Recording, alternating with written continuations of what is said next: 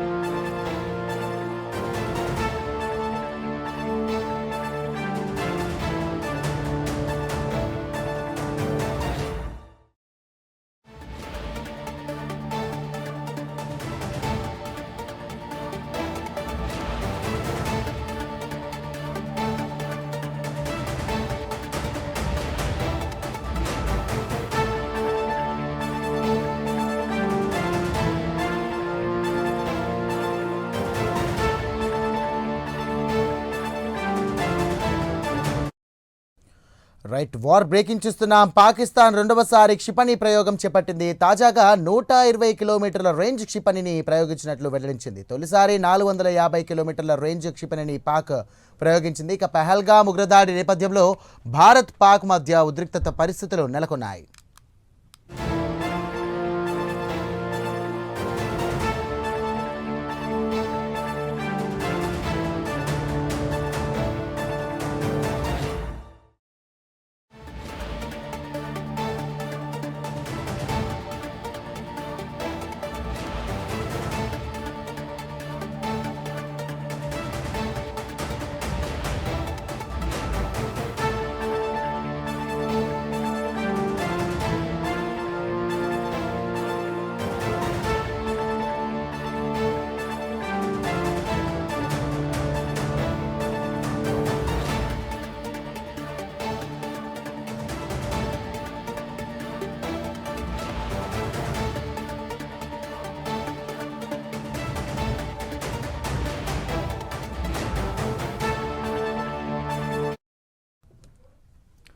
War breaking చూస్తున్నాం. పాకిస్తాన్ రెండవసారి క్షిపణి ప్రయోగం చేపట్టింది. తాజాగా 120 కిలోమీటర్ల రేంజ్ క్షిపణిని ప్రయోగించినట్లు వెల్లడించింది.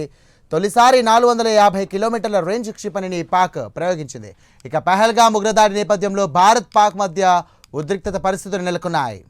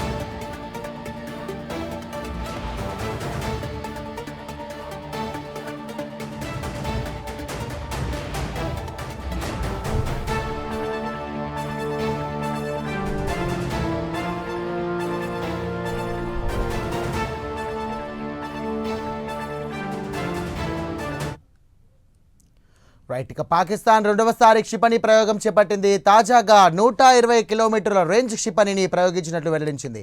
తొలిసారి 450 కిలోమీటర్ల రేంజ్ క్షిపణిని పాక్ ప్రయోగించింది. ఇక పెహల్గామ్ ఉగ్రదాడి నేపథ్యంలో భారత్ పాక్ మధ్య ఉద్రిక్తత పరిస్థితులు నెలకొన్నాయి. దీనికి సంబంధించి మరిన్ని డీటెయిల్స్ మా కరెస్పాండెంట్ నాగేంద్ర అందిస్తారు. నాగేంద్ర,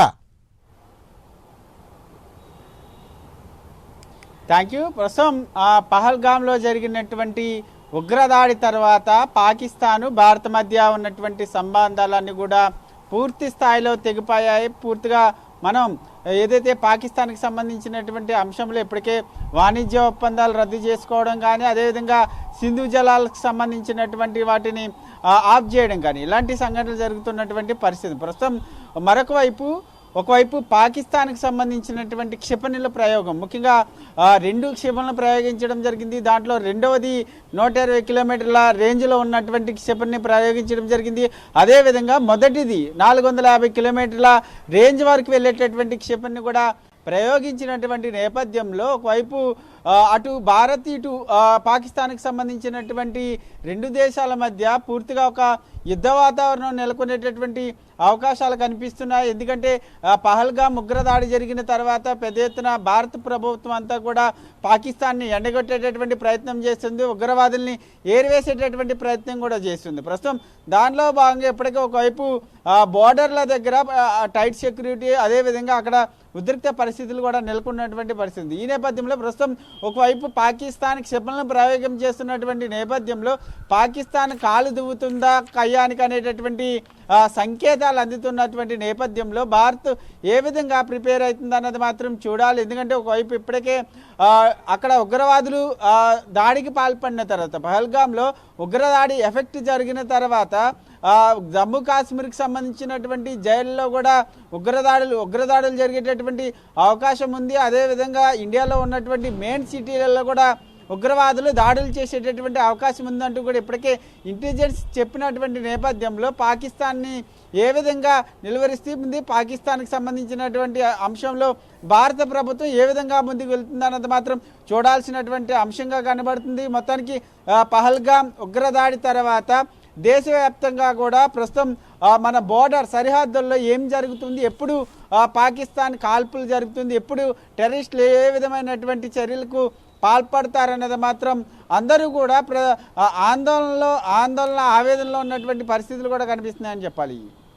రైట్ నాగేంద్ర, యాక్చువల్లీ చూసుకున్నట్టయితే ఇంత జరిగినప్పటికీ కూడా కయ్యానికి కాలు దూసేంత ధైర్యం చేస్తుంది పాక్. ఎందుకంటే దాదాపు మన భారతదేశంలో అక్రమంగా చొరబడి ఈ యొక్క పర్యాటకులపై దాడి చేసి దాదాపు చాలామంది ప్రాణాలను పొట్టబెట్టుకుంది. అయినప్పటికీ కూడా ఏమాత్రం కూడా పశ్చాత్తాపం లేకుండా క్షిపణిల ప్రయోగాలు చేస్తున్నాయి. అలాగే ఇప్పటికీ ఉన్న పీఓకే బార్డర్లో కూడా చాలా మటుకు దాడులు కూడా జరుగుతున్నాయి, ప్రతి దాడులు కూడా జరుగుతున్నాయి. దీన్ని ఏ విధంగా చూడొచ్చు అంటారు?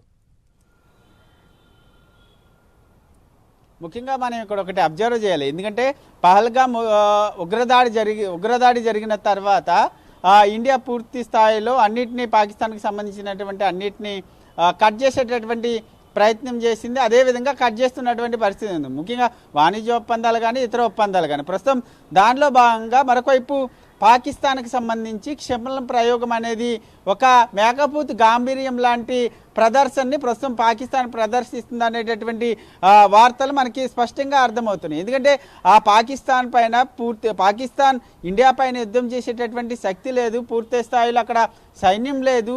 ముఖ్యంగా ఇండియా పైన యుద్ధం చేయాలంటే అంత సామర్థ్యం కూడా పాకిస్తాన్కి లేదు. కానీ అక్కడ పాకిస్తాన్ ఒక మేకపోతు గాంభీర్యం ప్రదర్శిస్తుంది అనేది మాత్రం స్పష్టమవుతుంది. ఎందుకంటే దాంట్లో భాగంగానే ఈ 2 క్షిపణులను కూడా ప్రయోగిస్తూ ఇండియాని భయపెట్టాలి అనేటటువంటి ఆలోచనలో పాకిస్తాన్ ఉన్నట్లుంది. ప్రస్తుతం దానికి అనుగుణంగా ఒకవేళ భారత్ కూడా ఇటువంటి దాడులు చేయాలనుకుంటే మాత్రం ఒక తీవ్ర స్థాయిలో పాకిస్తాన్ పైన ఇండియాకి సంబంధించినటువంటి ఆర్మీ సైన్యం అంతా కూడా విరుచుకుపడేటటువంటి అవకాశం ఉంది. కానీ భారత ప్రభుత్వం ఓపిక పడుతూ కూడా ముందుకు వెళ్తుంది. ఎందుకంటే ఓన్లీ భారత ప్రభుత్వంకి సంబంధించినటువంటి టార్గెట్ ఒక్కటే, అది ఉగ్రవాదులను ఏరివేసేటటువంటి ప్రయత్నం. ప్రస్తుతం దానిలో భాగంగానే గతంలో కూడా మన సర్జికల్ స్ట్రైక్లు కూడా చూసినాం.